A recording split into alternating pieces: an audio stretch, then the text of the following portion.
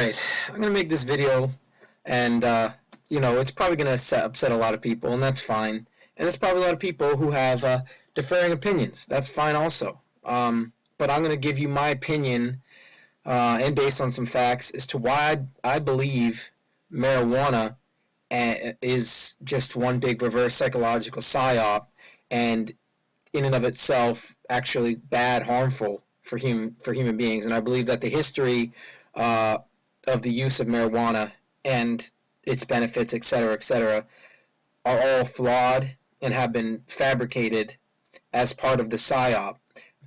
There's one thing that we all learn as children when we want something, and it's that the first thing that happens is our parents don't allow us to have it. If you give a mouse a cookie, right? Well, as you know, reverse psychology is a very interesting subject, or psychology in general is a very interesting topic. I think more truthers need to actually study psychology and get into understanding how the brain works and how the brain develops, to not only be able to excel to reach your full potential, but also to better understand how the Illuminati do what they do, how certain things work. And I believe that the war on drugs and the war on terror are all pretty much very similar things. There was a brief point in recent history, in the recent years, where all of a sudden the war on drugs had a massive resurgence because something else was fading, something else was dying, and it totally took over the headlines, it took over the news, and they basically used it, once again, to distract us from other news, to distract us from something. It just came out of nowhere again, and, suddenly we're talking about it. It's a war that will never end. They're never going to solve it. They're never going to stop it. And it's the same thing, and I'm going to get into more explaining, but I just want to go back to my analogy to start this video off, because I think it's a nice way to start the video. You want cookies. You really want them. Gimme, gimme, gimme, gimme, gimme. You want them more because you can't have them. There's a reason why 90% of American children rebel by age 15. And that's because they start to learn more and more about their world and their environment, and they start to hear things, are they true or false, doesn't matter, from other kids. When they go in public schools, whatever, from TV shows, from movies, they see the advertisements that are showing them things, and they want, gimme, gimme, gimme, and they beg and they beg and they beg and they beg. Consumerism, right? Well, they use the same psychological warfare that they use to advertise to us, they use to portray things to us, the same way they do with these false flag attacks, with their overall agenda, with things that they want to happen and things that they don't want to happen. Basically testing the waters and testing the public.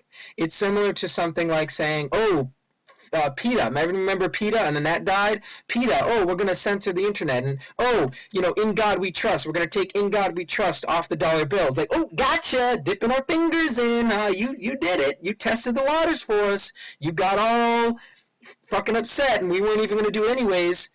Just to go along, see, to see who complies and who doesn't. It's similar to taking the census, similar to voting. They know exactly who you are, where you are, what you are, and why.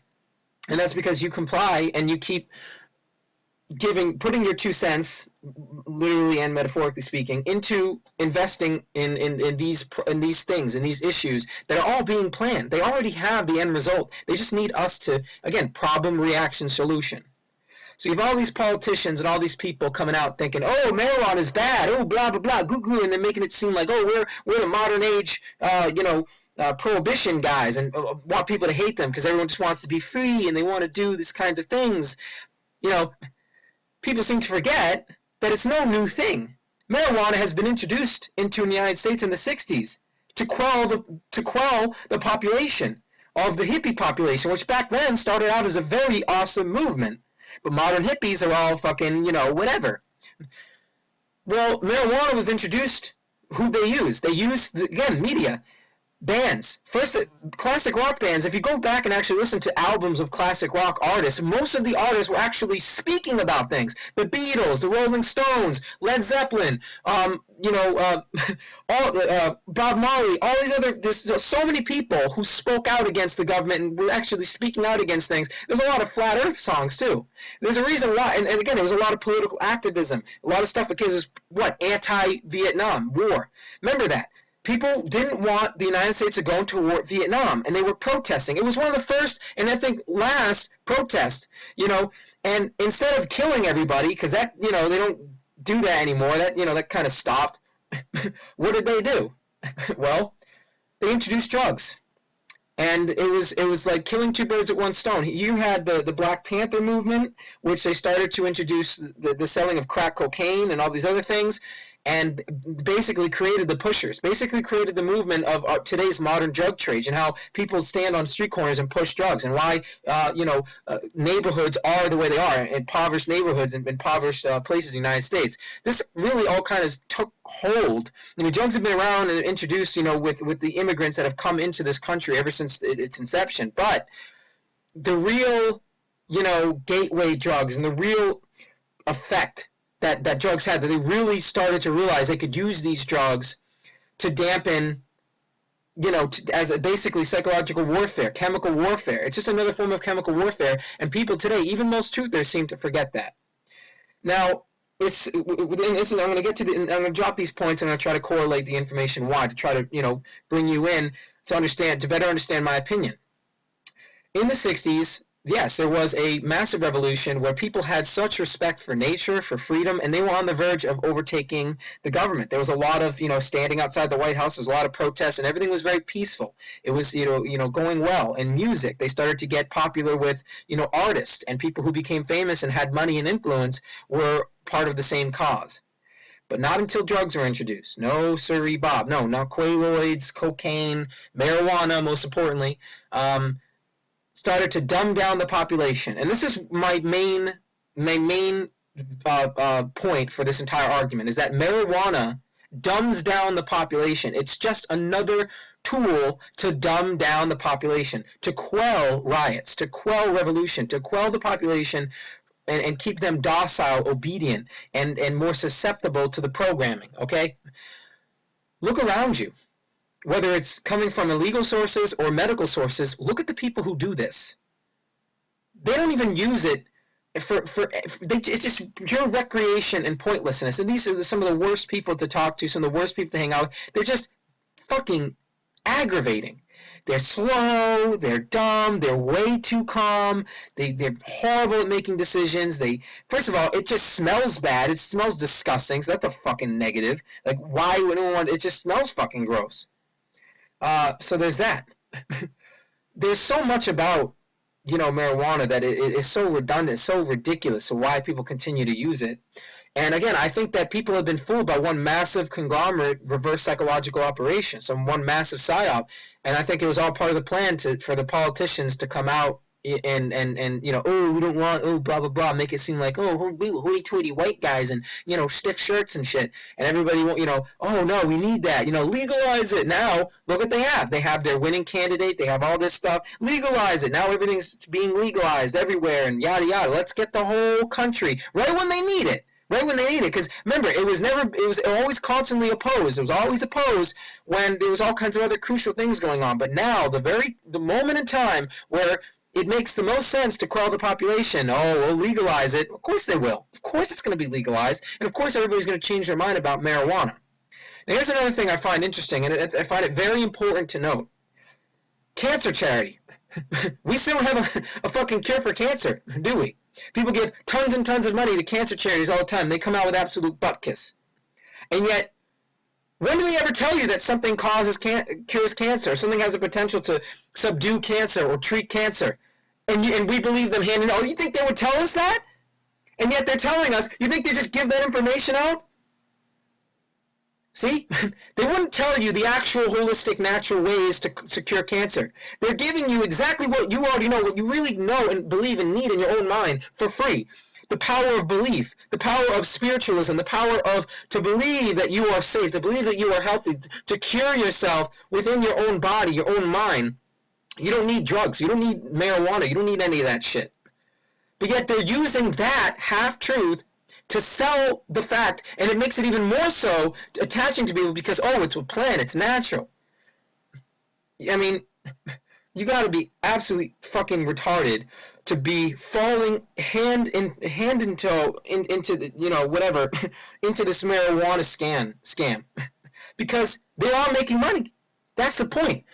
Of course, you know, now instead of giving to cancer charities, look how much money they're making off of the drug trade, making money off of medical marijuana and legalizing it. They still make money off of it. So look, and who's growing it? Somebody has to be growing it. Marijuana is not this drug that's going to heighten your consciousness. Drugs, you know, you can't rely on anything to heighten your consciousness. It's a cheap to, you know, use drugs and go sit on a mountain for 50 to 100 years and think that you're going to gain some type of enlightenment, you know, eliminating yourself from worldly experiences and passions and all kinds of other things and examples and experiences, and shortcutting your way to somehow opening up your pineal gland or, you know, putting these chemical reactions through. They're not lasting. They're not permanent. It's not natural. And especially when it comes to drugs, your lungs aren't meant to inhale, and your lungs are meant to inhale oxygen. So even inhaling any type of smoke into your lungs is an illogical thing. I don't even know why people do it anyways. You're inhaling something that your lungs aren't meant to have inside. You're not meant to breathe in smoke, any kind of smoke. Doesn't matter if you're burning plants. It doesn't matter if it's natural, it came from the earth. You're burning something and you're inhaling particulate into your lungs. That to me is just another thing that just doesn't make any sense at all. For people, those oils are staying there. Those things are staying there. They're coating your lungs. It doesn't matter. The effects of marijuana, you know, go much more long term or much deeper than that of course cigarettes or tobacco or any other fucking shit. But inhaling anything is still going to have effects, damaging effects. And so they say, oh well, it's good. No, it actually, you know, it's good for you. All that stuff. I don't believe it one bit, because I believe it dumbs down the population, and we can actually see proof of that. And, you know, the people who do this, they're just some of the worst quality people. People say, oh no, they're the nicest people, the funniest people. They're the junkiest, like, sloppiest, lazy people ever. They might be nice people, they might have good intentions, but they're just so lackadaisical, so lax.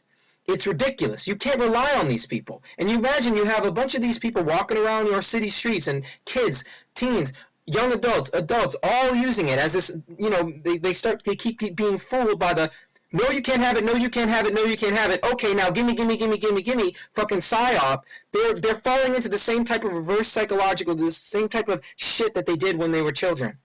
They withhold you from something so that you want it more, so that you seek it out, because they know eventually, well, it's exactly what they want. They had to make it unobtainable. They had to make it tempting. They had to make it something that seemed elusive. For example, reverse psychology in the same aspect, and I'm not for, believe me, I'm not for transhumanism, I'm not for pushing pedophilia, but I do believe that the same reverse psychological aspect of why most predators target children, why they target children, and how they target children could actually be quelled if, in fact, there was some type of reverse psychological operation to quell the need, to quell the temptation, to quell the urge, the adrenaline rush, the desire that they actually seek, the actual game that they seek, the real rush of it that they seek, that forms this illegality, that forms this secretive shit. I think that if more of it were to become legalized or controlled, because that's the one thing, again, they don't want to control it. They don't want to. They know we're always going to fight it, and they're going to allow it to stay the way it is because it's going to keep. But I think there's certain things, certain aspects of society that we have to admit to ourselves, no matter how bad we think that they are, they're never going to go away. So you can either have the alternative of, well, so much bad shit is going to happen, but if we could control it, if we could stipulate, if we could make sure that it could happen better. Now, these are the things that they're not doing. They like to control everything that's opposite of what they should. They like to take away freedoms. They like to cause stress and problems. They'll never do stuff like that actually controls something like crime or something like some very form of illegal activity. But again, think about it. Reverse psychology, I think the percentages of predators, predatory people would actually decrease dramatically if there was a safer, legal way to provide them open source, out in the open, because their tenacity, their temptation, their urge, their desire to have what they cannot have, to have that taboo, has been taken away. And so I feel like it's opposite when you talk about cannabis. There's similar aspects of, here, you can't have it, now all of a sudden you can have it because they want you to. And what does it do? It dumbs down the population, and I think that it's something that we need to focus and talk more about. Anyways, let it be known. That's just a few thoughts.